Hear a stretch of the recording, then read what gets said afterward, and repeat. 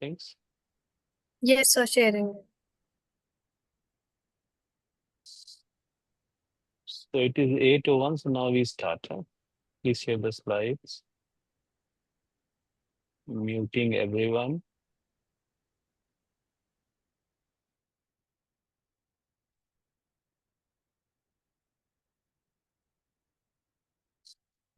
Full screen, please. Yeah, thank you so much.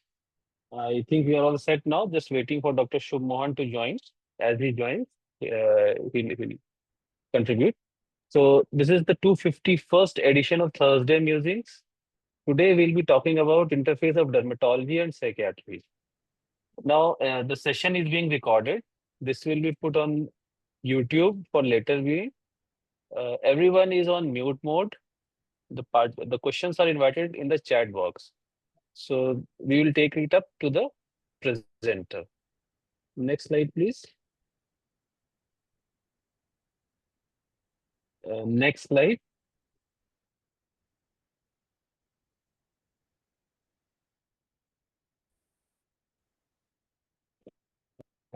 Requesting the chairman of this program, Professor Dr. Over.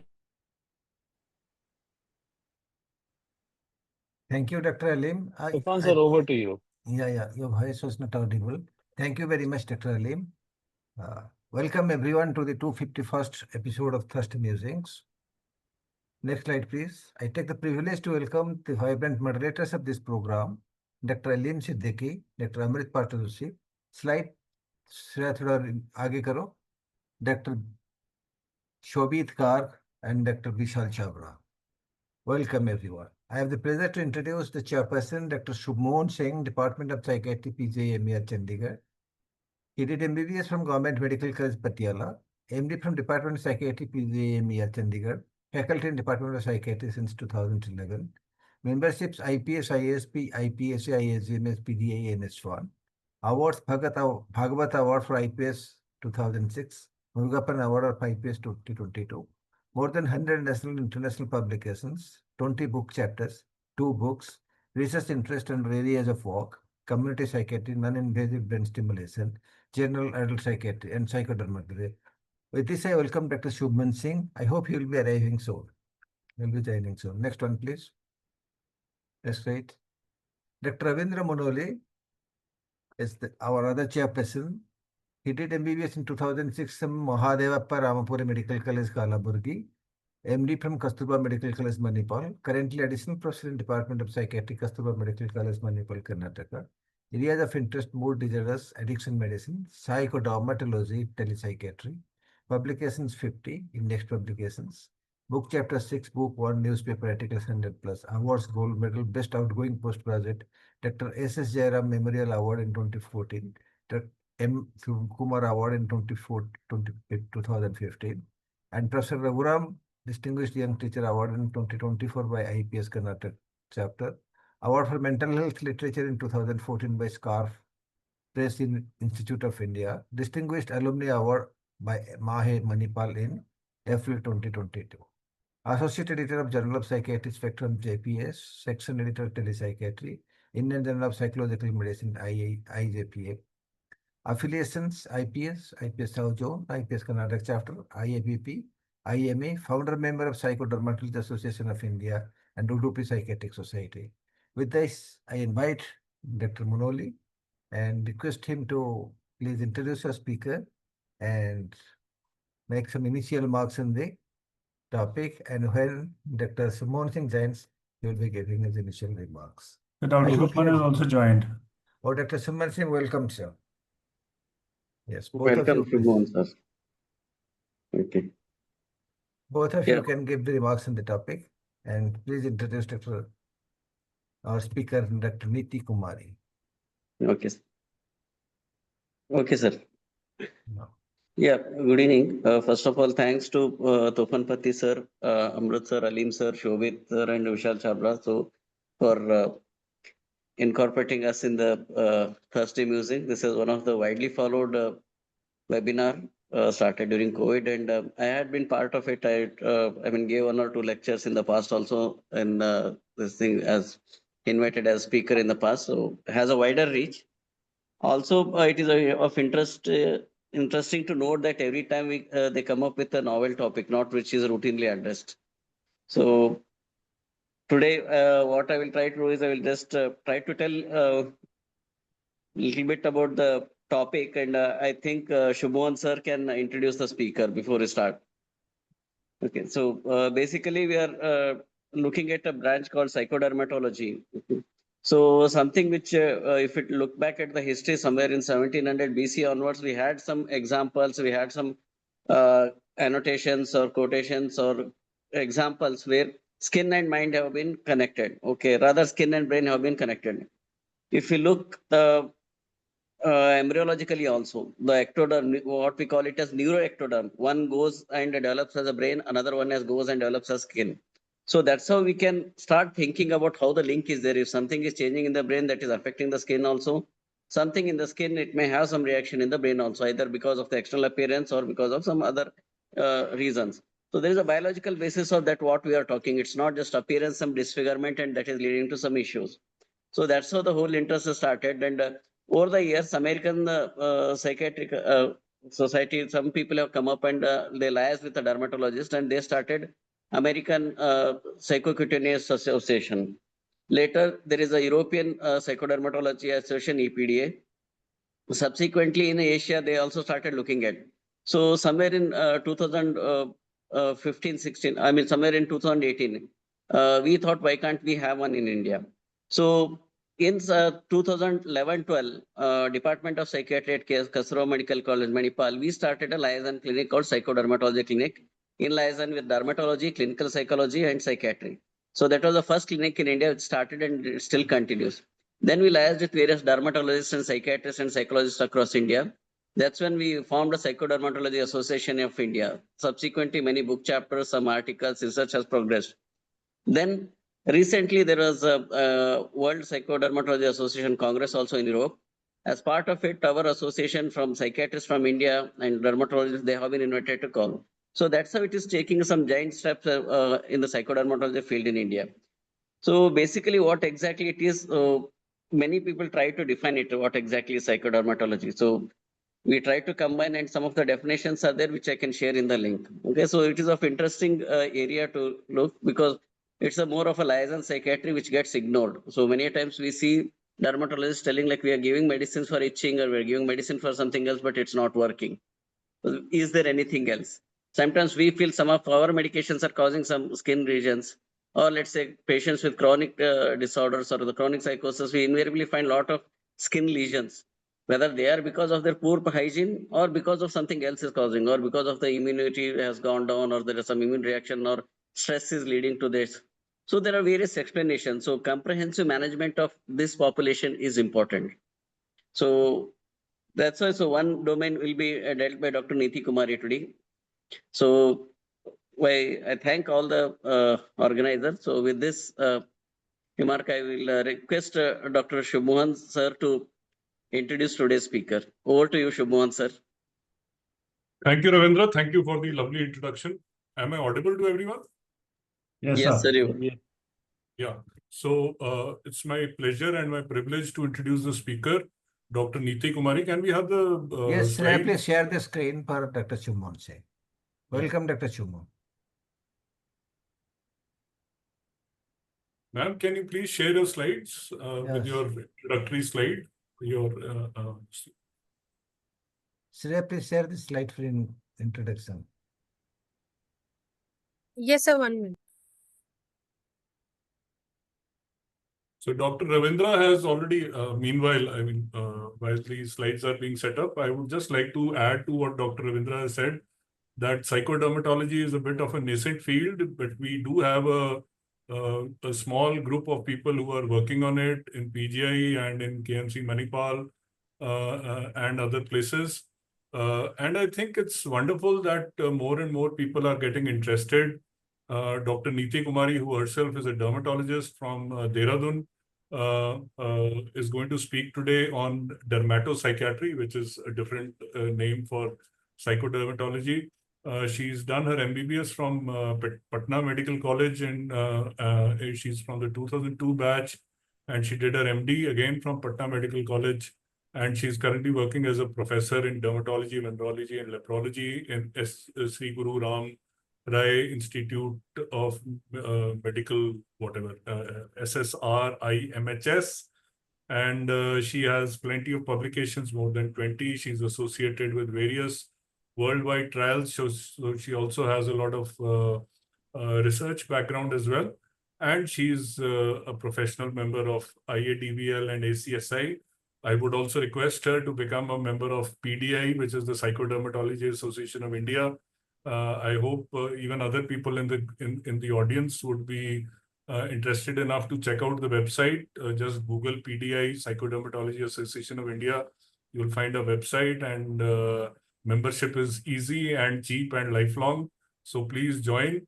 So with this, I would like to introduce Dr. Neeti Kumari and ask her to make her presentation, after which hopefully we can have an interesting discussion, and we'll be moderating some of the questions that come up. Dr. Neeti, over to you.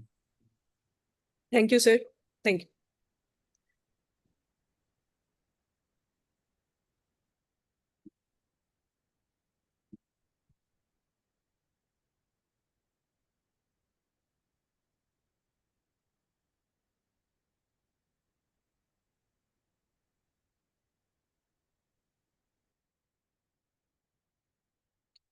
So yes, today all about dermatology. So I have tried to I'm trying just to keep it very simple. Like first I will discuss about the various primary and secondary skin lesions, and then something about the cutaneous adverse drug reaction, and then coming to psychodermatology. So I think many psychodermatologists are here. So I will keep it in brief, and then we can discuss all the things. So first, the primary skin lesion. So coming to the primary skin lesion, macule, papule, plaque, I think we all have read it in MBBS period, but sometimes we used to forget. And it's very simple that we used to forget everything. So macule, what is macule?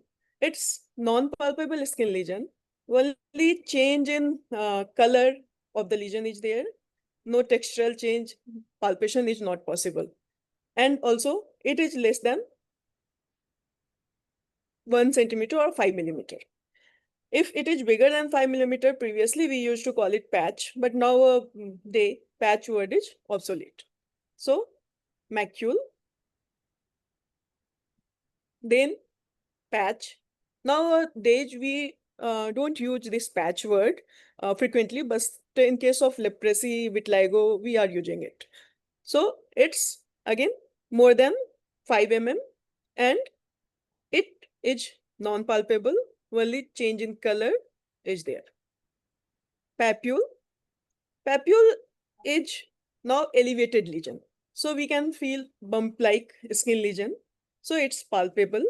Change in color, texture, all thing will be there. And it's again less than 5 mm. If it is bigger than 5 mm and depth is more, then it will become nodule.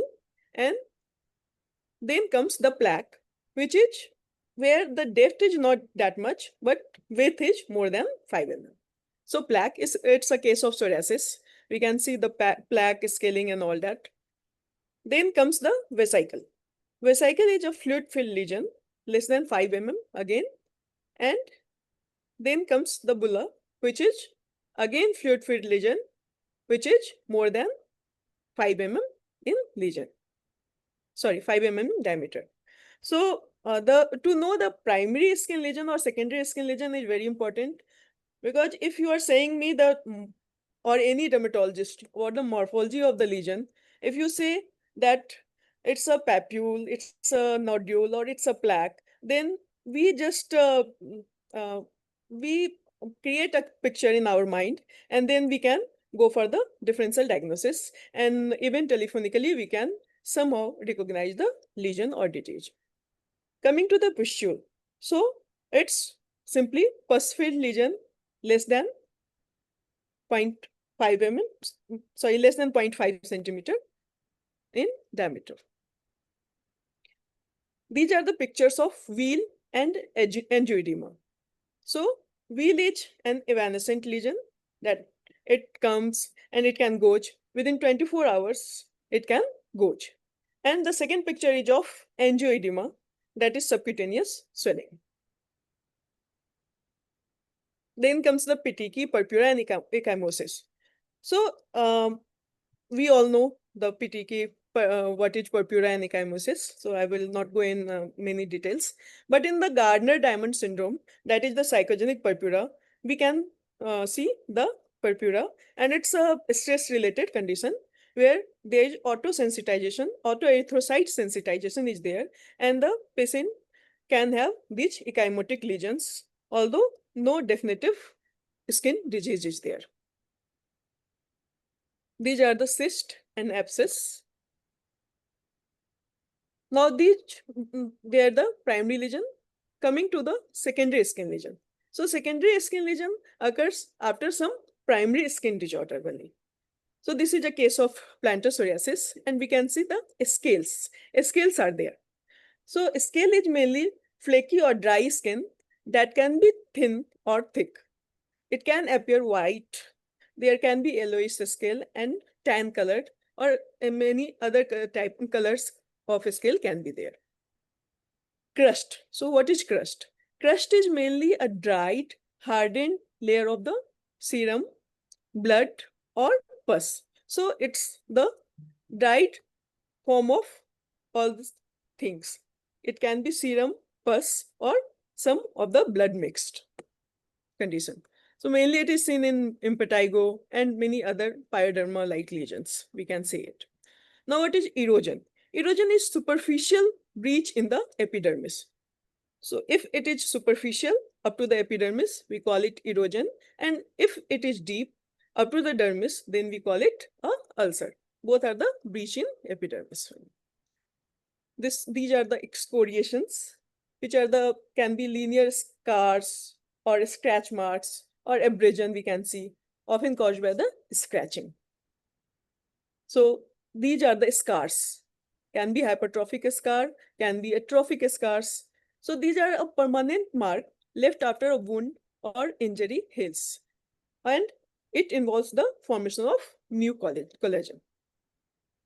Now, these are the sinuses. We can see multiple sinuses are there, and they can be interlinked too.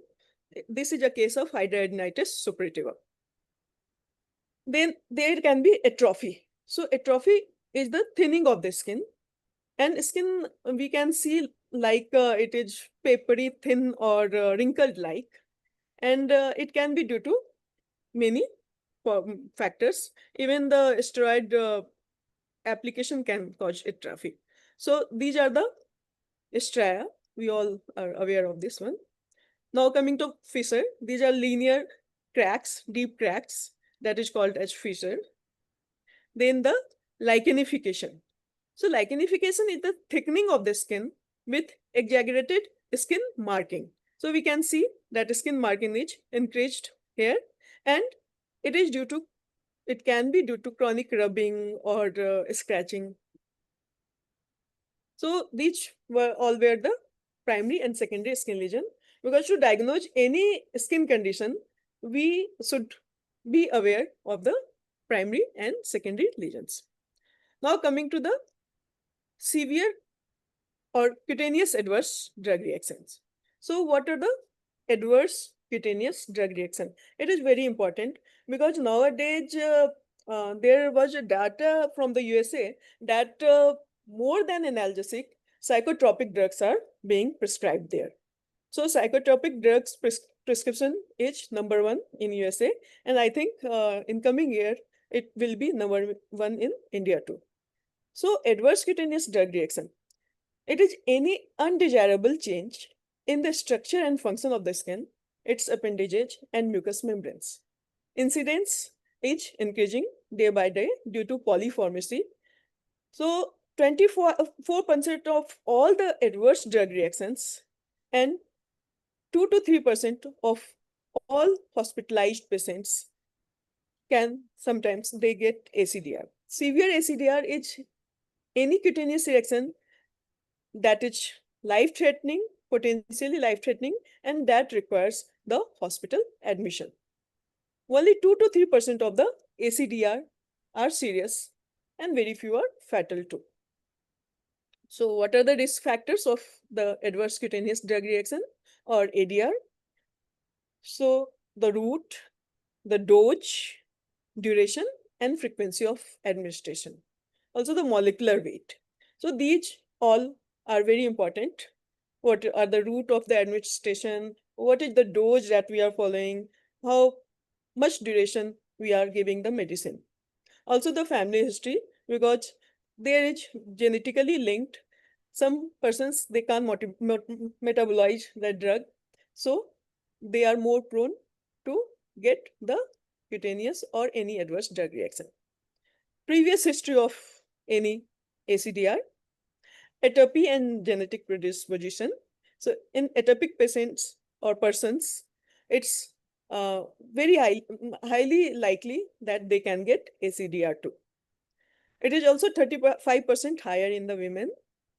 Extremes of the ages, elderly patients, because polypharmacy and they are on many drugs at a time. So polypharmacy. Also in the AIDS patients, the ACDR is very common. HLA-B 5801 allele association, which is a genetic marker for severe cutaneous adverse reactions caused by the allopurinol and many other drugs. Now coming to the ACDRs and psychiatric medications. So these are associated, ACDRs are associated with psychiatric medications in approximately 2 to 5% of the individuals for whom they are being prescribed. Although most adverse cutaneous drug reactions associated with the psychotropic medications are benign and it can be easily treated, we can re-challenge the patients after the rash it goes off, but sometimes it can be disfiguring or life-threatening, particularly with the mood stabilizers, because it's very common to get SGS or 10 with the mood stabilizers, and SGS 10 is a life-threatening condition. The fatality is very high in SGS and 10s. So now the dilemma for both the psychiatrist and the dermatologist.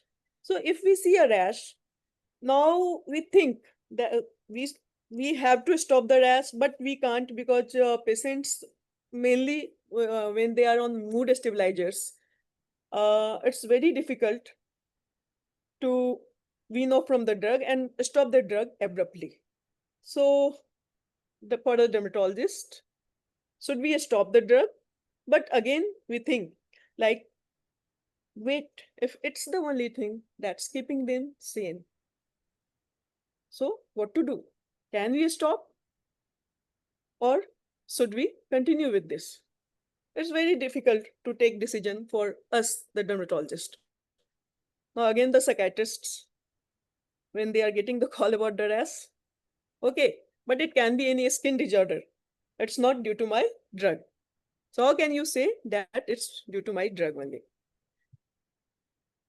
So this is the table where like adverse cutaneous drug reactions and the correlation with drugs is given.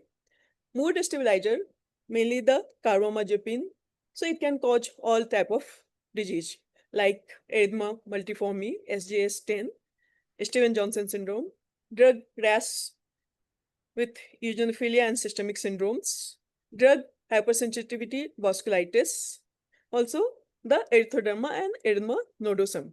So carbamazepine can cause all these things.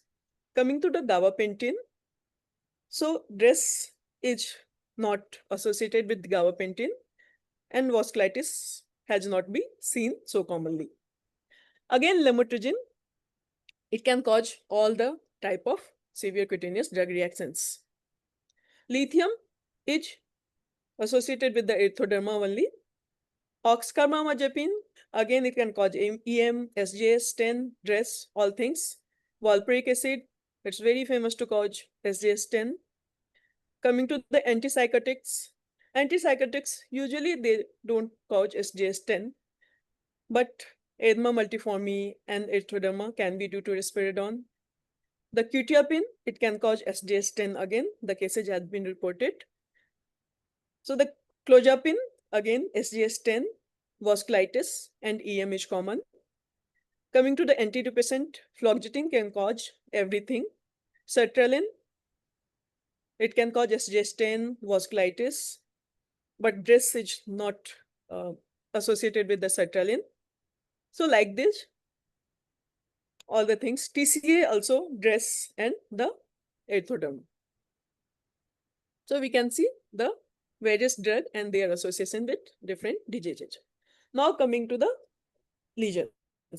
First, I will discuss with the benign drug reactions. Then we will go for the severe cutaneous drug reactions that contains the SJS, 10, DRESS, and etc. So the xanthomatous rash. These are most common adverse cutaneous drug reaction with the psychotropic medications.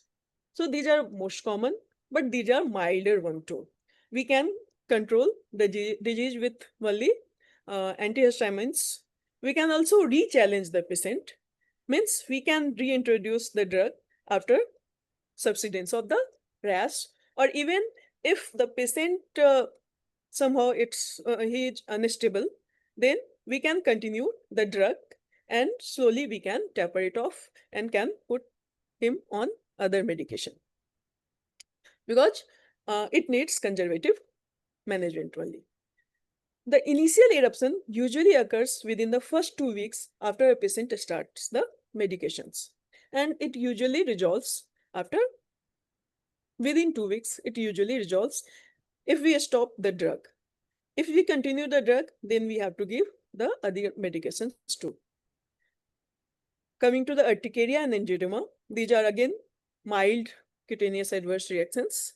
It is the second most common adverse reaction and frequently seen with the antidepressants, mood stabilizers, or antipsychotic medications. Wheals of varying sizes can be seen within minutes of taking the drug, a few hours, and even days. It can be after 4 weeks too, after initiation of the drugs. So time duration is very variable. Usually they subside within 24 hours. Re-challenge can be done in these conditions too, and antihistamines are our first treatment of choice. We can continue the drug if it is important to keep the patient on the drug, and we can side by side introduce the antihistamines. We can control the urticaria with the antihistamines, and after that we can change the psychotic drugs. So these are again pictures of angioedema. We can see the lip swelling. So angioedema is a subcutaneous swelling, which can be tender sometimes. So these are the pictures. Now coming to the photosensitivity. So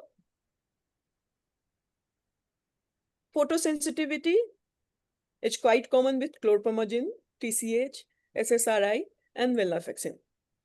Even we can see the pigmentation in the sun-exposed area with tricyclic antidepressants, SSRI, thiazidine, and chlorpromazine. Again, alopecia and hair loss is very common with the antidepressants, mood stabilizers, and antipsychotics. These are the pictures of fixed drug eruption. You can see dusky red discoloration along with the bulla and fluid-filled lesion. So it is common with antidepressants, and it can occur with mood stabilizers, but have been specifically found in patients taking carbamazepine, lithium carbonate, and gabapentin. All antipsychotics have been implicated as well, but notably with olanzapine, quetiapine, risperidone, haloperidol, and prochlorperazine. So these are the causative drugs, and within half an hour to 8 hours, the reaction can occur. It can reappear on the previously healed site. So first there will be itching and erythema of the lesion. Then it will become the hyperpigmented. Hyperpigmentation can take years to resolve. And again, if we take the same drug, then it will reappear on those same sites. That's why it is called as fixed drug eruptions. So these are other pictures of the same disease. We can see the dusky discoloration. In second picture, we can see the fluid-filled vesicle. Also, there can be the oral ulceration.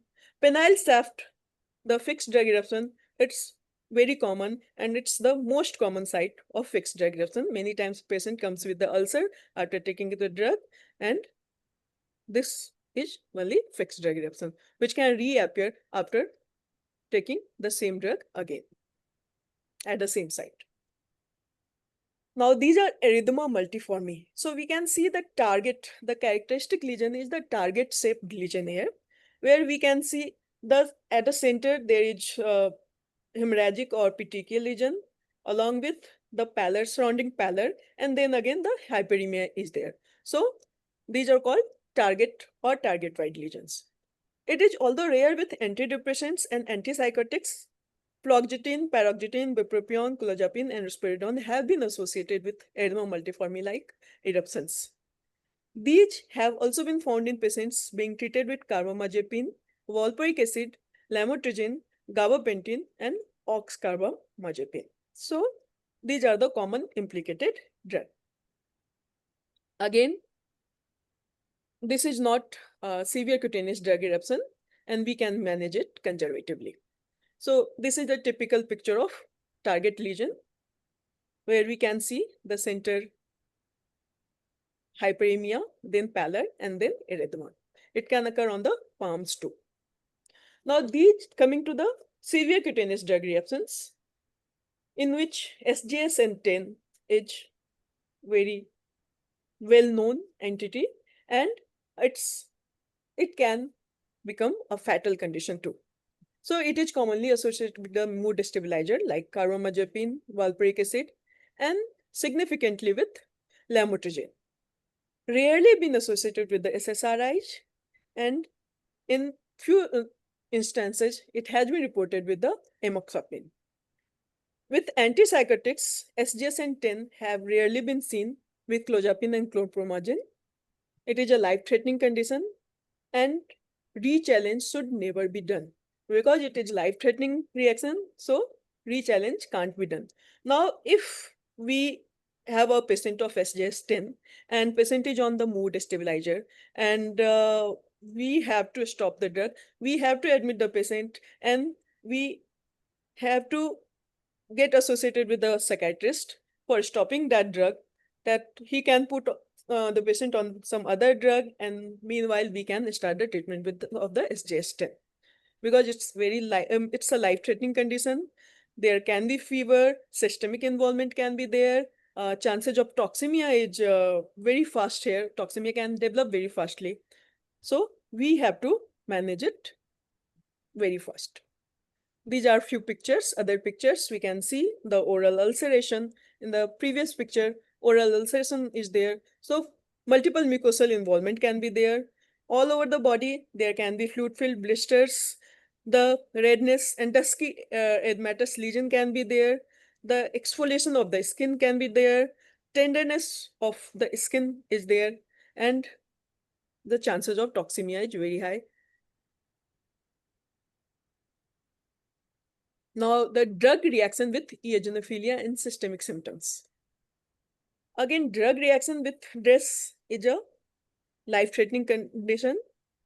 It is associated with the fever and the internal involvement, organ involvement. So, fever, rash, and internal organ involvement form the triad of the DRESS. Rash can be of any type, like it can be EM-like, it can be exanthematous, it can be like SJS10, and there is usually facial edema that we can see in this patient too. Mood stabilizing agents that have been associated with drug rash with eosinophilia and systemic symptoms are carbamazepine, lamotrigine, oxcarbamazepine, and valproic acid. So these are again pictures of the DRESS rash. We can see the multiple morphology of the rash here. In this condition, this There we can see the targetoid lesion. Here the exanthematous, again maculopapular rash is there. Now this is the drug hypersensitivity vasculitis, which is characterized by the inflammation and necrosis of the walls of blood vessels that occur within a few weeks of drug initiation. It has been associated with clozapine, maprotylene, trazodone, fluoxetine, and paroxetine. So we can see multiple petechial or bulla-like lesions or vesicular lesions with hemorrhagic fluid-filled vesicles can be there. Now coming to the exfoliative dermatitis and erythroderma. If the rash involves more than 90% of the body, we call it exfoliative dermatitis. It has been associated with a number of antidepressants. Mood stabilizers, carbamazepine, lithium carbonate, and gabapentin have been implicated. Antipsychotics are rare causes of this disorder, but it has been reported with quetiapine, risperidone, ziprasidone, and the phenothiazine. So this is erythroderma. We can see the extensive erythema and scaling all over the body. There is erythematous lesions and scaling is there. Again, it can be a life-threatening disease because severe protein loss will be there due to loss of the scales, and fluid electrolyte imbalance can be there. Also, the chances of septicemia is very common in erythroderma. And multiple internal organ involvement can be there. Now coming to the erythema nodosum, it is an acute inflammatory immunological reaction to a medication consisting of painful, bright to dark red deep-seated nodules. It has been associated with paroxetine and venlafaxine. So the most common site is skin, and usually we see the tender nodules on the skin, which can be flesh-colored or usually it is erythematous lesion. Now, this is the acute generalized exanthematous pustulosis. So, the antipsychotics like quetiapine, olanzapine, haloperidol, and anticonvulsants like valproic acid, levetiracetam, which have been linked with the acute generalized exanthematous pustules. So, we can see the lakes of pustules all over the body. Again, it can be a life-threatening condition, and the most close DD of it is pustular psoriasis. So I think we have dealt with this. Now, this is the lamotrigine. Lamotrigine can cause the benign and malignant rash. So benign rash is just exanthematous rash, while the malignant rash is like SJS and 10.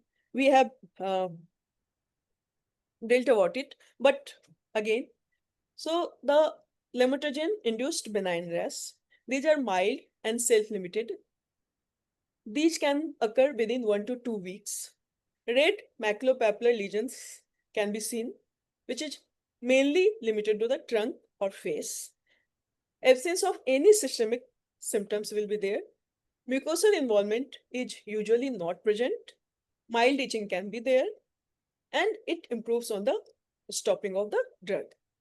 Re-challenge we can do. So it's very important to know about the benign rash or the malignant one of the lamotrigine. So we can reintroduce the lamotrigine once the rash goes off. Now the malignant rash, it's mainly the SGS10. We can see the mucosal involvement and all that. So it's a life-threatening condition. It usually comes after 2 to 3 weeks. We will see widespread erythema and blistering. Mucosal involvement will be there along with the systemic symptoms. Tenderness and pain over the skin will be there, and it can get rapidly worsened. Re-challenge can't be done and should not be done in this condition. These are mainly SJS, 10, and DRESS. Now coming to a peculiar association of sodium valproate with psoriasis that has been published in as a case report. in collaboration of Department of Psychiatry and Department of Dermatology of SGRRIMHS. So we saw a patient of psoriasis, which was on sodium valproate. The psoriatic lesions, they get aggravated when patient was having this sodium valproate. When the valproate was stopped, the psoriatic lesion, they itself diminished, and within weeks, the skin was clear. So it's a very rare association of the valproate and the psoriasis. Now coming to the psychocutaneous disorder. So many experts are there, but again, I will discuss it in very brief. So it's very common.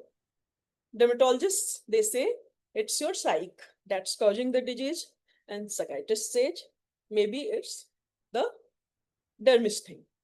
So psychodermatology, it encompasses disorders prevailing on the boundary between the dermatology and psychiatry.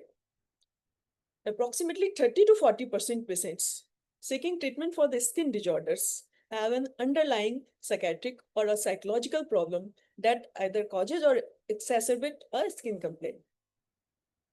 So I have left some stigma related disease or those things in these slides.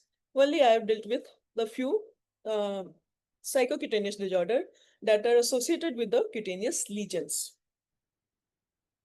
So we can see the percentage of patients reporting exacerbation with stress in the psoriasis is 54 to 60%. Acne, more than 50% patients, the acne get worsened with the stress. Alopecia areata, the most common causative factor is stress only. In 58% of the cases of rosacea, again it's stress related. 16% cases of urticaria is stress related, and 47% of the patients of vitiligo vulgaris, they are stress related too. So the primary psychiatric disorder, the primary pathology is psyche, and skin complaints are self-induced or secondary. Mainly the disorder, we can see the disorder of body awareness, like the body dysmorphic disorders, anorexia nervosa, bulimia nervosa is there. Then coming to the impulse control disorder, trichotillomania, neurotic excoriations, acne excoriae, neurodermatitis, dermatopsychiatry, onychotillomania, and prurigo nodularis. Then factitious skin diseases like dermatitis artifacta, dermatitis simulata, dermatitis passivita, then psychogenic pruritus, cutaneous phobias like mole phobia, xenrophobia, wart phobia, steroid phobia, it's very common. Then atypical pain disorders like glossodynia, vulvodynia, sclerodynia, and anodynia. So the secondary psychiatric disorders, skin disorders are rarely life-threatening but are associated with a significant morbidity and bearing on the quality of life. Overall prevalence of psychological disorders among patients with skin disease is 30 to 60%. Skin problems, especially the chronic skin diseases affecting the exposed body parts because of the visibility and resultant disfigurement, lead to the embarrassment, depression, anxiety, poor self-image, low self-esteem, and the suicidal ideation in the patients. Now coming to the delusion of parasitosis. So also called as egg bomb syndrome. It is a false and fixed, unshakable belief that an individual is infested with the parasites. The person may experience sensation of the crawling, biting, or stinging, usually present secondary to a primary psychological disorder, schizophrenia, OCD, BPD, depression, anxiety. Also, it can be due to secondary to some medical causes, like it is very common in hypothyroidism, B12 deficiency, neurological conditions like multiple sclerosis, substance abuse, quantification, it's very common, and it can be infectious too. So we will see multiple excoriation marks or multiple papules, superficial erosions, even ulceration can be there on the skin. Even the patient, they carry with them dabba or something, and they show us that these are the insects that I see coming to my skin, and I have picked them up. So they carry it with. That is called as matchbox sign.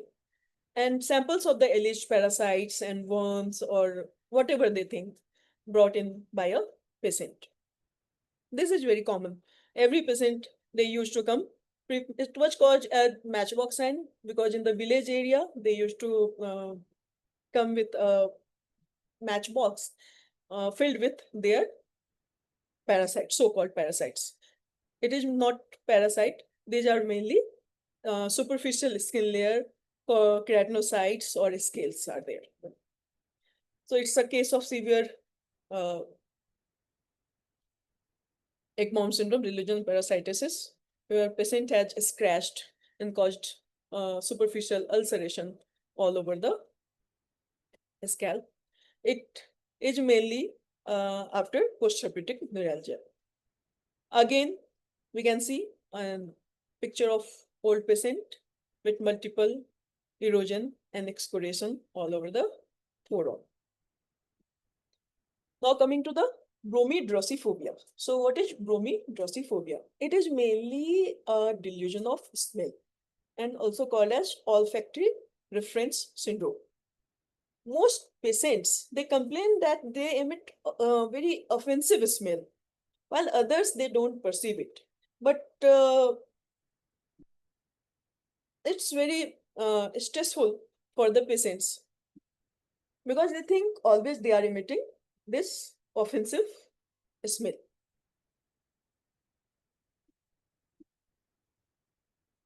Now, the Morgellons syndrome, it's somehow similar to the delusion of parasitosis. It is an uncommon, unexplained skin disorder, which is characterized by the sores and crawling sensation on and under the skin. And patient, they see fiber-like filaments emerging from the sores. It's not certain what these strings are, but this can be the wisp of cotton thread, probably from the clothing or the bandage. Others say they result from an infectious process in the skin cells. But mainly these are from the bandage, the thread-like. You can see here the thread-like lesions coming from the, thread-like strings coming from the lesion. And in this picture also, we can see those thread-like strings. So this is a case of bulimia nervosa, where we can see the Russell sign, callosities over the knuckles due to forced manual vomiting in the bulimia.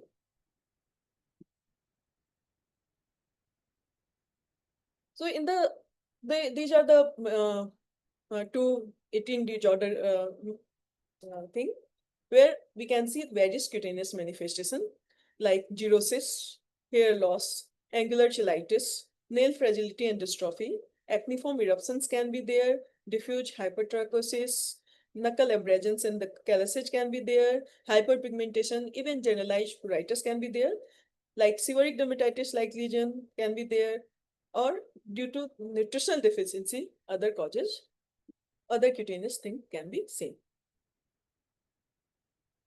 Now coming to the impulse control disorder. So it's the trichotillomania, where it's an impulse control disorder where patient, they pick their hairs constantly, and wherever they are in stress, they used to pick their hair. So what is the diagnostic finding here? We can see the multiple length of the hair. That is very typical in trichotillomania. And also we can do dermoscopy to see other signs. Not dermatillomania, where patient usually pick their skin or the lip, they can pick the skin around the nails. Even they can form a large ulcer by constantly picking the skin. So the physical symptoms will be seen as redness and inflammation. We can see the scab and sores. There can be bruising, bleeding, and any other type of skin lesions. What in the behavioral symptoms? Picking of the skin constantly, they will pick the skin. So constant picking of the skin, preoccupation with perceived imperfections. They can use various tools to pick the skin, and the hiding behavior can be seen. Psychological, so feeling of anxiety, relief from picking, guilt or shame, and also the negative impact on self-esteem. So these are the cases of neurotic excoriation, where usually patient scratch and there can be formation of scabs, papules, multiple things can be there. This is a case of acne excoriae. So it's again stress related and impulse control disorder. Patient usually pick their skin and they continuously scratch their skin, and that cause the acneiform eruptions. Now this is a case of onychotillomania, where the continuous picking of the nail and biting of the nail is present. Again, prurigo nodularis, it can be stress related, and neurogenic pathology is also there. So these are very highly pruritic skin conditions, where we can see multiple papules, and sometimes we have to take the help of antipsychotic medications in these things. Now the lichen simplex chronicus, also due to frequent and constant itching, rubbing, and scratching, the lichenification is there. Also, it is associated with the impulse control disease. Now coming to the factitious skin disease. So falsification of physical or psychological signs and symptoms, or induction of injury or disease associated with identified deception. The individual presents himself or herself to others as ill, impaired, or injured. The deceptive behavior is evident even in the absence of obvious external rewards, and the behavior is not better explained by another mental disorder, such as a delusional disorder or another psychotic disorder. These are the DSM-5 criteria of dermatitis artifacta. So it is a skin disease caused entirely by the action of the fully aware person or patient on the skin, hair, scalp, nails, or mucosa. These patients either responsibility for their actions to their doctors, and deliberate self-harm differs from dermatitis artifacta, and patients will often own that they are mutilating their skin. So these are the cases of dermatitis artifacta. So in the second picture, we can see this is a case of dermatitis artifacta, although many differential diagnoses of the skin can be made here, like deep cutaneous, deep fungal infection, actinomycosis, and all that. But it's simply a case of dermatitis artifacta. So many a time, patient comes to the OPD with self-inflicted wound, and we have to scratch our mind that it can be some other skin disorder. Again, this is the factitious dermatitis. So we can see the cigarette burns scar there, which is symmetrical and predominantly monomorphic scars.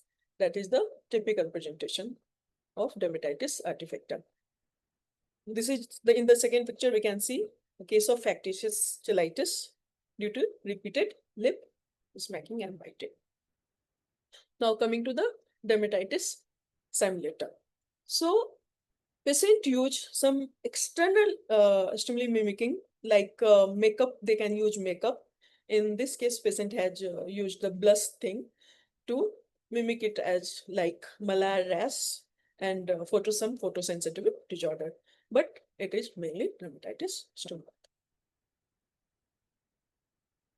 So this is dermatitis passivita, which are also known as dermatitis neglecta or dirty dermatitis. So we can see the crust is there. In the second picture, again, we can see the hyperpigmented lesion is there, but it's mainly due to non-cleaning of the lesion and due to negligence. So now coming to the conclusion. So we all can see the Gen brain have the clear skin, or we can see the stressed acne brain skin there. So now we need to broaden our conception of psychocutaneous medicine. The more we know about psychocutaneous medicine, the better physician we are. It is important to incorporate a psychological approach to treatment of patients with conditions like psoriasis, vitiligo, acne, or recalcitrant dermatitis. And when serious adverse cutaneous drug reactions occur, care must be taken to assess safety between the withdrawal of the medication. In addition, consideration of the potential for severe morbidity when a drug is withdrawn should not be underestimated. Patients who are taking mood stabilizers must be assessed carefully, and when necessary for safety reasons, the drug should be withdrawn in an inpatient psychiatric or hospital setting. Immediate attention hopefully reduce the risk of the ACDRs developing into the serious life-threatening reaction. Thank you. Thank you so much, Matt. Thank you so much. It was nice, wonderful, knowledgeable for us. So over to Yes. chairpersons for their opening remarks. To the Yeah. chairpersons. Thank you, sir. Thank you, Niti ma'am, for that wonderful presentation. You took us all throughout, beginning from skin lesions and then reached the psychodermatology, how it's going to affect, and brought out some important issues also, how well we can liaise to give a better care to the patients. So there are some questions in the chat box. Shall we take questions to begin with? Please, sir, as you wish. Yes. Yeah. One question by Dr. Sudesh Khanal is about dermatological manifestations occur during the initial phase of the treatment. So, any of your opinions, madam? Sir, can you repeat it again? The dermatological Whether these dermatological manifestations occur during the initial phase of the treatment. So they are not specified medications as such, I presume psychotropics. Yes. Sir, means I would like to know it is about the adverse cutaneous drug reaction or the psychocutaneous disorder. Phase, madam. They would just want to know whether these happen during the initial phase or at a later phase of the treatment. Reactions. When is the quickest that it can happen? Predominantly, do they appear at the initial part of the treatment or at the later part of the treatment? The adverse reactions. Yes, yes. Okay, sir. So it's mainly in the initial part of the treatment. Within, I think, 8 weeks, it should happen. So let me tease out. But sometimes it can take years too. After a year and 2 years too. But usually within 8 weeks to 12 weeks, we will see all the manifestation of adverse cutaneous drug reaction. Yes. So, ma'am, So let it's me different. generalize. Sir. Yeah, let me generalize the question a bit and tease out a bit. So, suppose regarding time, we are talking about drug-induced rashes. Okay. So, what is the time zone when, at what time range, what sort of rashes occur? So, any ideas regarding this? So practically 3 months, because for various ACDR, the time length is different. Like I have said that FD, it can occur within half an hour to 5 hours. Urticaria within 24 hours or 48 hours. And xanthematous rash again within 2 weeks. But SGS10, it can happen after 4 weeks too. And DRESS usually takes 3 to 4 weeks. So, up to these few weeks, we should be vigilant.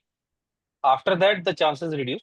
Sir, after 3 months reduced, but again, practically we have to be vigilant. Practically, practically it can be anyone. So basically, if you are giving lamotrigine, suppose we give lamotrigine very often. Yes, So up to 3 months, we have to be on high alert.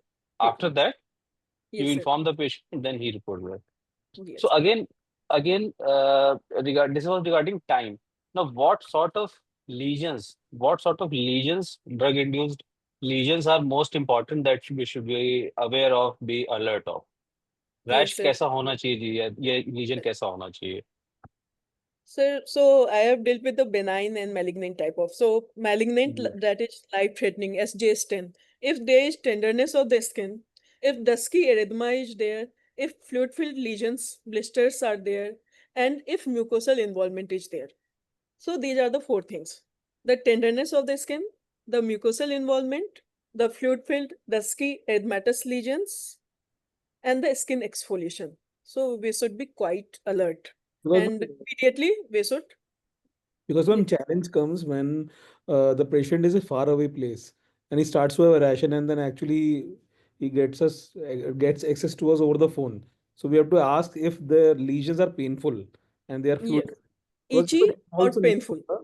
If it is Mhm. itchy, then we can think that it may be some benign type of thing, and we can manage it conservatively. But if it is painful, then we have to be quite alert. And ma'am, And the can mucosal, also the mucosal involvement. If mucosal involvement is there, so it can be erythema multiforme or it can be SJS10. and Both ma'am, of which are. if we feel that okay, it is going towards malignant and the patient is in far away place, what can we do? Like apart from stopping the drug, what primary level suggestion we can give to the patient? Maybe some Uh, steroid or something? Sir, SJS10 is a fatal condition, so we have to hospitalize the patient. Okay. We have to call them So to immediately ask them to take a So on the as suppose early as possible. on the way to hospital, Because Mm. within suppose the patient gets 72 hours or within 72 hours, if we start the treatment for SJS10, then chances of recovery is very good. After 72 hours, it's no, ma'am, just suppose the patient will take 6 hours to reach to a hospital. So in between, do we give any steroids, anti-inflammatory, anti-allergic medications that we can give? So if we suspect a patient is having the cutaneous drug reaction, then we can give a steroid. A dose of steroid Okay. can be given, and then we can call the patient. Which steroids are usually preferred in skin rashes? So dexamethasone, that's the whole thing. Okay. But although hydrocortisone, it's short acting and fast acting, dexamethasone is long acting. So we can means in between two, anyone. But again, Okay. in the SGS10, the treatment it's very different, and steroid many a times there has been a case of negligence case where very high doses of steroid was given. So first means from Kolkata, I think it was means crores of medical legal ये था Okay. negligence. So, ma'am, you said mucosal sites. So, what are the mucosal sites that we have to look after? Oral mucosa The and oral mucosa, eye, and the genital. genital. Any other site that is very important for severity? Sir, mucosal sites, these three we can see only. Okay. Mm. Any other associated symptoms with lesions? Suppose fever is there, then So it is yes, a then problematic thing. fever can be with the urticaria too. So when urticarial lesions they occur, it can present with the fever, palpitation, and dyspepsia because the histamine release. But yes, SJS10 and DRESS, they are associated with the grade fever. ma'am. And the involvement of internal organs is there too. Ma'am, can you elaborate on dress? Because we are pretty familiar about SJS. We are very skeptical with lamotrigine dress. Like what blood test to go undergo, how to suspect it early. So DRESS is mainly drug rash with eosinophilia and systemic symptoms. So we can see drug rash is there. There will be eosinophilia and the many systemic symptoms. So systemic symptoms, there will be fever. The facial edema, it presents mainly with the first, there will be facial edema. Then the rash will come. Rash can be of any type. It can be of SJS10, it can be exanthematous maculopapular rash, it can be like vasculitic lesion and any other things. Again, with the DRESS, the autoimmune chances of getting the autoimmune diseases and autoimmune reactivation is very common. So with the dress, there can be autoimmune reactivation. The involvement of the liver. So there is a criteria for the dress. There should be eosinophilia, there should be the SGPT, ALT, AST, raised transaminase levels, and other things. So liver enzymes will be elevated, Yes. eosinophils will be And elevated. usually it's a type 3 hypersensitivity reaction like serum sickness or Arthur's-like reaction. So it occurs after 3 to 4 weeks. And then, But it can happen after 14 days too. apart from stopping the offending agent, then what should we do? So the treatment of choice in dress is steroid only. For SJS10, initial 3 digits or 72 hours, we can give the steroid, and we can use the cyclosporine or many other things are there. But nowadays, cyclosporine is very common to treat the SJS10. But for dress, the steroid is the treatment of choice. Ma'am, for which sort of lesions anti-allergics are good enough? So the xanthomatous rash and urticaria, even angioedema. Sir, if you look at the biological basis of this, all these are immune mediated or histamine mediated. So, as ma'am was rightly mentioning, the whole treatment will depend on the, as you initially brought up, steroids, then antihistaminic and life-saving measures. So, and the reactions are like a spike initially, as you all know, it will be like life-threatening initially, managed conservatively and manage life-threatening airway breath circulation, then probably that will come down. So usually in children also we see a lot of these angioedema sort of thing, and kids come with lot of rashes with suddenly, either with some medication or some allergy and all. The response will be the same immediately. So antihistaminic, steroids, and ABC measures. That's all the initial management will include. Yes. So we have to see the temporary relationship with the drug too. Urticaria can be due to any other factor too. It can be due to infection, it can be due to some other drug or anything. But yes, if temporal reaction, like as I have said, that urticaria usually occurs within 48 hours. Yes, So the as a time period follow-up for urticaria. question, As a follow-up question, many have asked, like, if the, let's say, lamotrigine is causing a rash or something is ocean, are we going to re-challenge it, or are we going to reintroduce it, or we skip it? What is your opinion? If some If medicine, some psychotropic is causing some rash, then what to do next? if it is SJS10 or dress, then re-challenge is not possible. Any Hmm. life-threatening severe cutaneous adverse drug reaction, Hmm. we can't do re-challenge. Okay. If at all I But want to if it is restart, yes, sir. If it is xanthomatous reaction or if it is urticaria, then we hmm. can reintroduce the drug with the lower possible dosage, and then we Hmm. can increase the dose. What should be the minimum time frame, madam? If I want to restart, let's say I started lamotrigine, I went ahead titrating rapidly, then I Actually, felt. it depends on the half-life of the drug always. That is the washout period of the drug. So, Hmm. ideally, we should follow five half-life time, and after Okay, that we can recommend. then we can. So yes, Madam, an interesting question in the chat box. Supposedly, a patient develops malignant rash with a known offending agent. Does that make patient vulnerable because with rashes from other agents also? Yes, sir. There can be cross reaction too. Okay, and then what we should be comfortable in avoiding which all So drug? like valproic acid, carbamazepine, oxcarbamazepine, lamotrigine, we should levetiracetam, we should avoid and choose something other Maybe than. in anti-epileptics we should be careful Yes, sir. and closely observe the patient. Yes. So, ma'am, What in are your clinical practice, Shumon sir, please carry on. Shumon sir. No, I was just wondering what are the common dermatological side effects of psychotropics that we encounter in our day-to-day practice? I mean, Steven Johnson, for example, is pretty rare. The common Um, thing is acne. the For older every antipsychotics women. used to cause a lot of tanning. We don't use Sir. those antipsychotics Yes, anymore. sir. So in the OPD, Yeah. mainly if we are talking about the common thing, then acne. Acne is very Yeah, common. I think From acne acne, from especially eruption. associated with weight gain, metabolic syndrome is a bigger problem, especially with the newer antipsychotics like olanzapine or risperidone or Yes, sir. even quetiapine, That's clozapine. the insulin resistance and the means that's again a different thing. If we are talking about the psychotropic drugs. Then acneiform eruptions, they are very common. With the metabolic syndrome and all, acne vulgaris is there, not acneiform eruptions. So in acneiform eruptions, we will see the monomorphic lesions.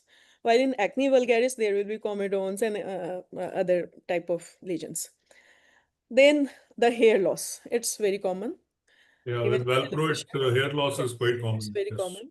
Then, sir, urticaria, it's very common. Pruritus is very common too with the psychotropic drugs. And xanthomatous rash, it's quite common. Even though antipsychotics are, they have an antihistaminic action of their own, and Yes, sir. they should actually be Sir, many anti-emetic and cases, yes, antipruritic sir, in their own right. in many dermatological diseases and in the condition of pruritus, we use the SSRI and all that. Ma'am, we would use biotin for valproate-induced hair loss. What are your Yeah, insights? what do we do for Not, valproate-induced hair loss? I it's not usually give, effective. It's not a zinc effective. supplement or something. It tends to get better on its own. Give us some Yes, tips. yes, sir. It's not effective, sir. So, ma'am, how to go about it, ma'am? How to manage valproate-induced hair loss or any Yeah, lots of degenerative people hair? come with complaints of hair loss after So, starting. Yes. sir, patient counseling is the most important thing that you people can do better than us. But again, No, we no, can they don't use some want counseling. They want another pill. better means, sir, biotin for valproate-induced hair loss and in the antipsychotic-induced hair loss, it's just a placebo. Sir, It's we not. have a review It's not. article. I can share the link. We just wrote about it recently. Corporate associated hair abnormalities. Probably that may help, I think. So, Ravindra, can you help us how to manage this valproate-induced hair loss? Any magical solutions we have? Sir, Ravindra, I you don't say think. unmute. I don't think. Ravindra, you are mute. पहला चीज तो मैं समझाता हूँ लोगों को कि Ravindra, you बिना are mute. वेलप्रोइट का भी हेयर लॉस हो सकता है. Yeah. Sir, one thing is, when we went through the literature, as ma'am was suggesting, many medications aren't that useful. But only thing, some literature, what we found was about the minoxidil, which can help.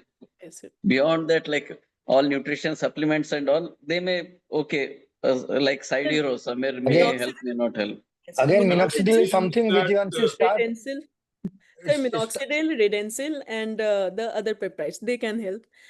While no, but why is minoxidil? Because minoxidil prolongs the anagen phase. So Mhm. many at times there is mainly anagen effluvium due Mm. to these drugs.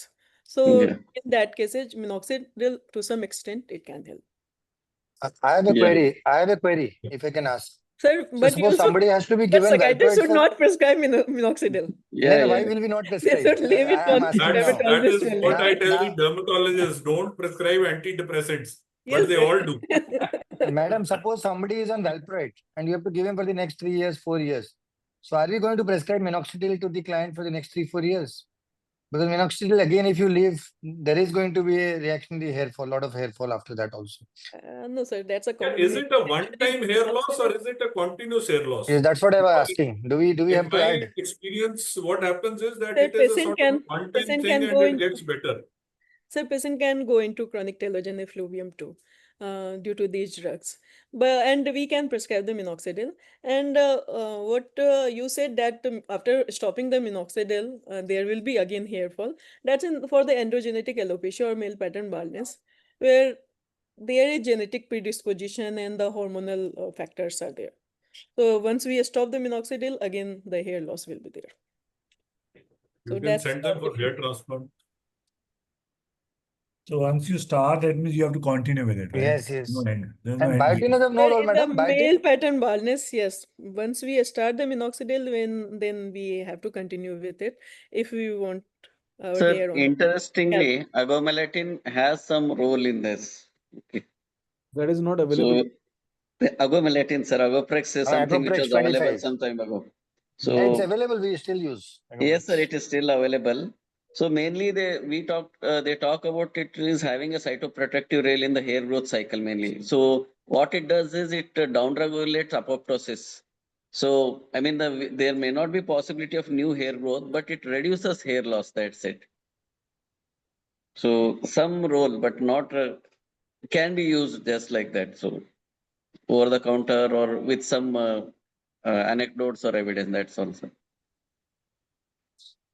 Ma'am, the question I've seen in your prescriptions, you're using naltrexone, ma'am, in the patients. Can you elaborate, madam? So for the pruritus, Right. it acts, yeah. Oh. Mainly for the intractable pruritus, few of the cases of intractable pruritus, I'm using the Naltima. Okay. No. वो तब जब And किसी चीज other से effect common नहीं होता है sir. problems Even that we tofacitinib is not working, then I prescribe naltrexone. another common And it problem acts that we wonderfully. do encounter is fungal infections in psychosis, especially if it is complicated by metabolic syndrome. So, tinea And crudis. again, the problem with the drug interaction, as itraconazole, it has very strong drug interaction with all the drugs, psychotropic Plus, drugs. now I think So with fungus are all resistant also. So, what do so we do now? first line is itraconazole, but as I said that it has many drug interactions, so we should go for the terbinafine in these And cases. what about topical ointments or something? The Are they, topical ointment, it's not right now in India, it's not working. So means it's all we can't resistant? rely on topicals only because it's just like epidemic, the tinea. Okay, then any specific points for patient counseling? Suppose we are prescribing a medication, we are expecting some reaction. So any specific pointers from your side that we can tell to the patient?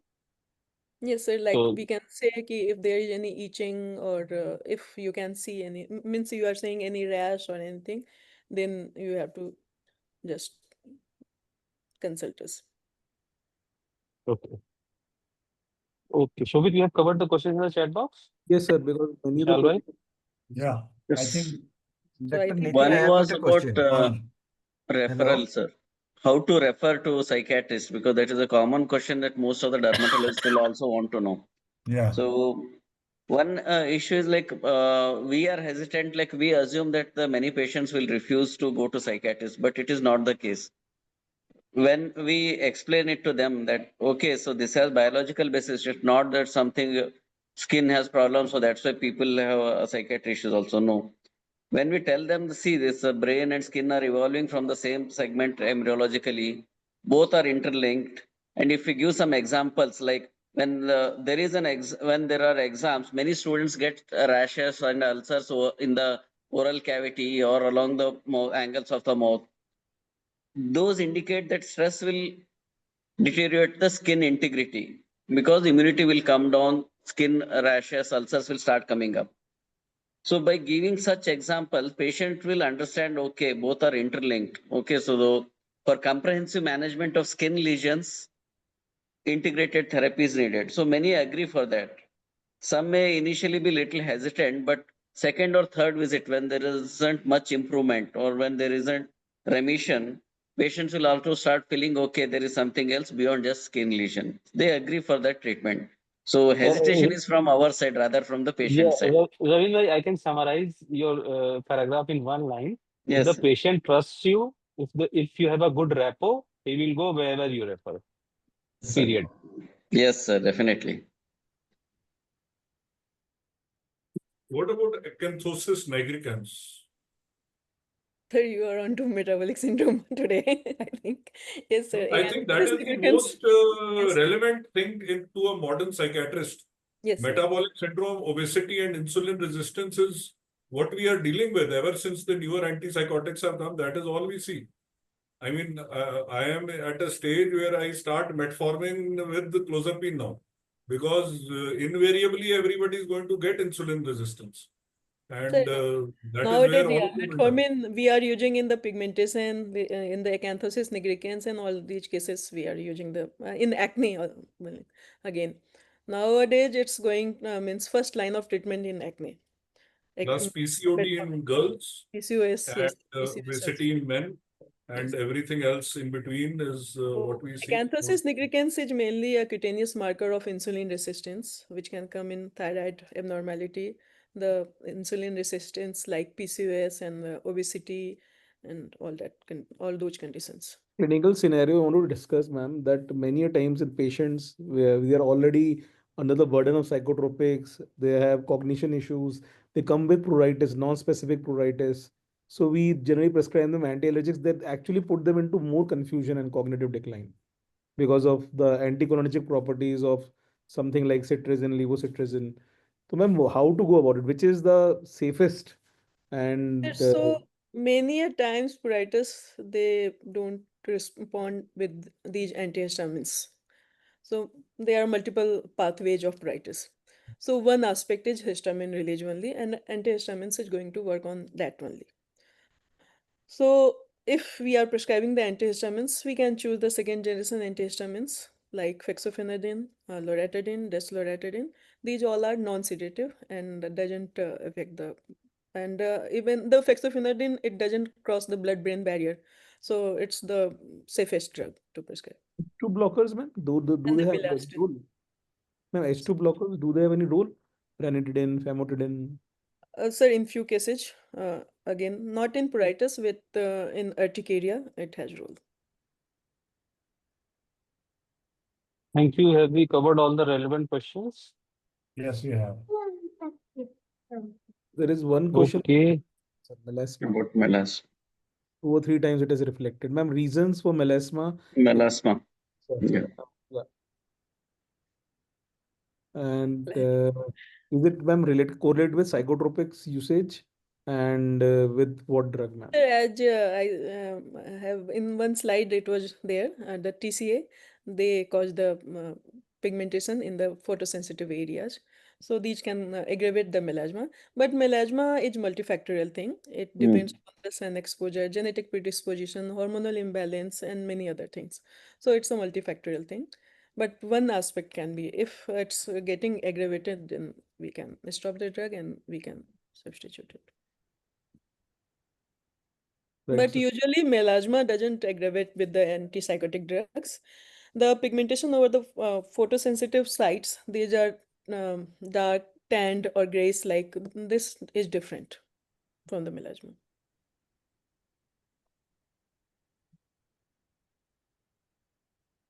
I think Yes. Okay. we should start closing. Yeah, I think we can start closing now. Thank you, Niti. Over to chairpersons for the remarks, then we go further.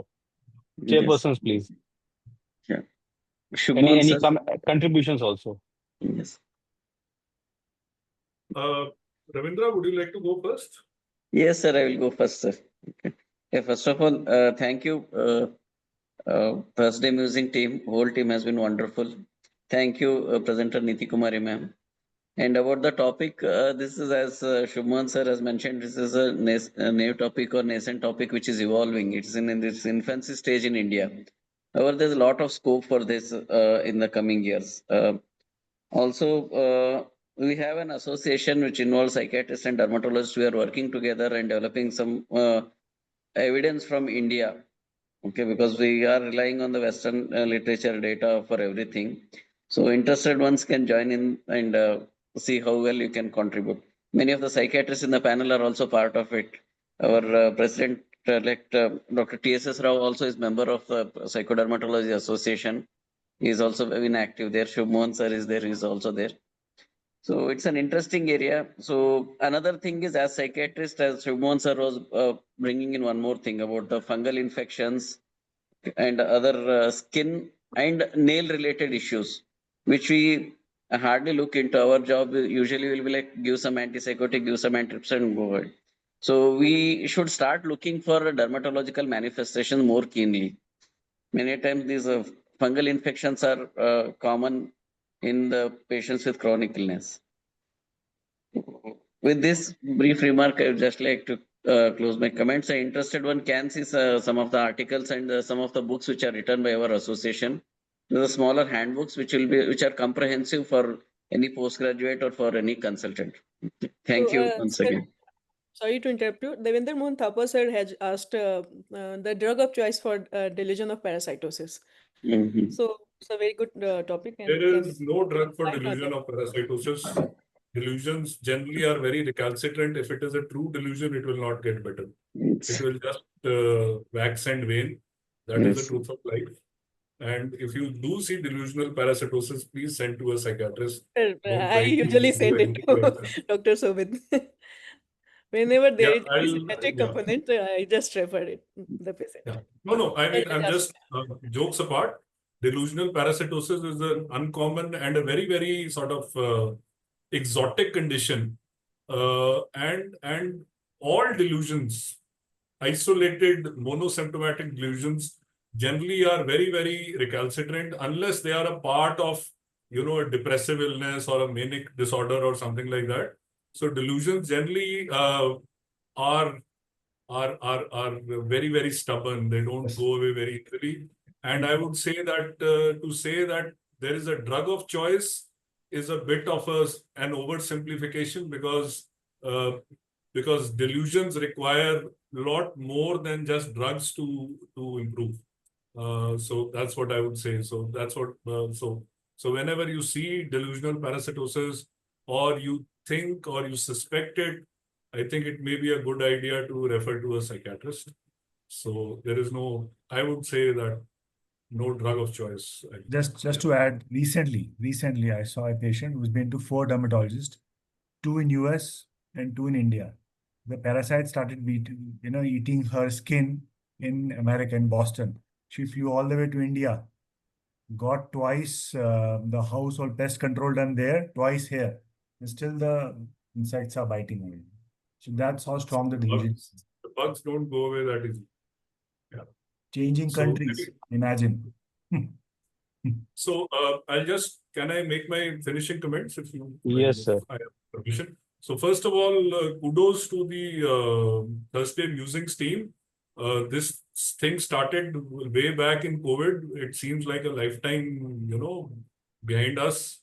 But it's the 251st edition of Thursday Musings. I think it is fantastic that the team has I think I called up Amrit once and Aleem, and I told them that I think it's an example of resilience to keep something going on for so long, and this is such a wonderful initiative, and it is also so gratifying to see so many people joining in, more than 120 people.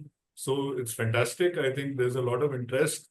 People are joining in on a working evening and whatever. So kudos, congratulations to the team, first of all. Thank you for having us here. Congratulations to the team for having continued it so long, and I hope we see many more editions. Also, I would like to thank our worthy presenter, Dr. Niti Kumari, for a very beautiful presentation and a very beautifully illustrated.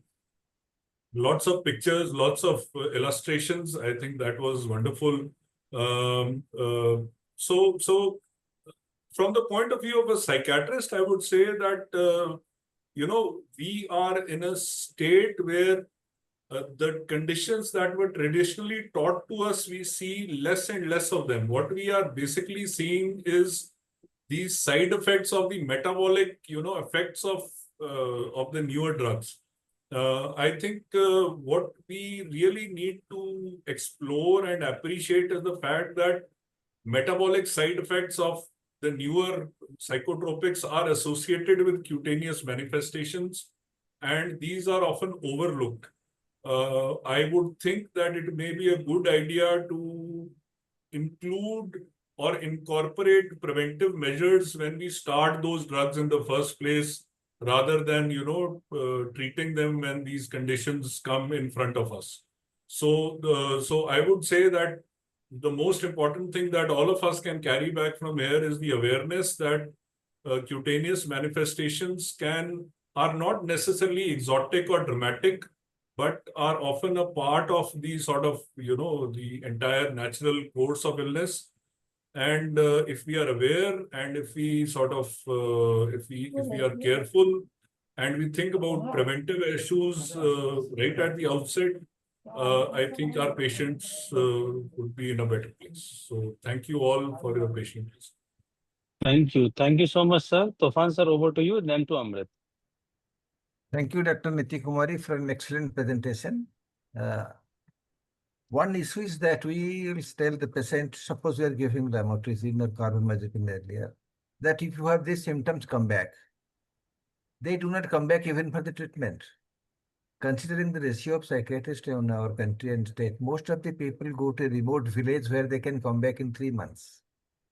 And when the symptoms start coming, it is not that within 72 hours we are able to treat, or anyone is able to treat. And when they go to the local doctor, which is mostly pharmacists, they don't think in this line. I have seen cases of this, and therefore we have to focus on our advice when you give these drugs which can have SJT.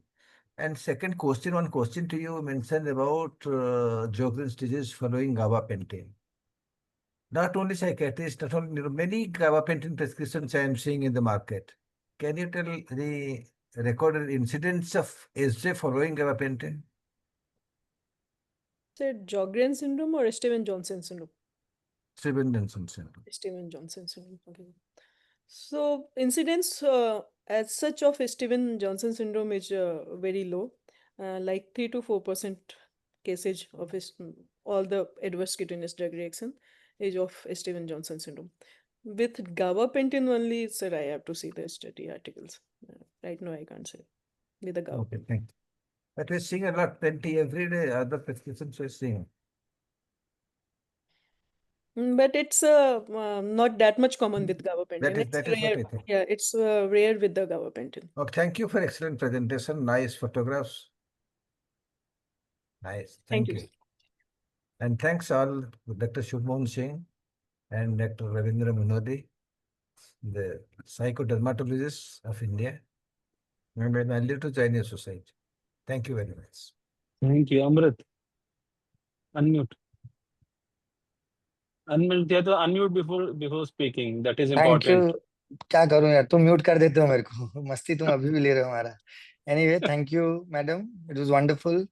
From the basics to the less heard side effects, you went through everything in a very, very systematic manner, and you were under pressure also. We had two of the top psychodermatologists of the country sitting with you.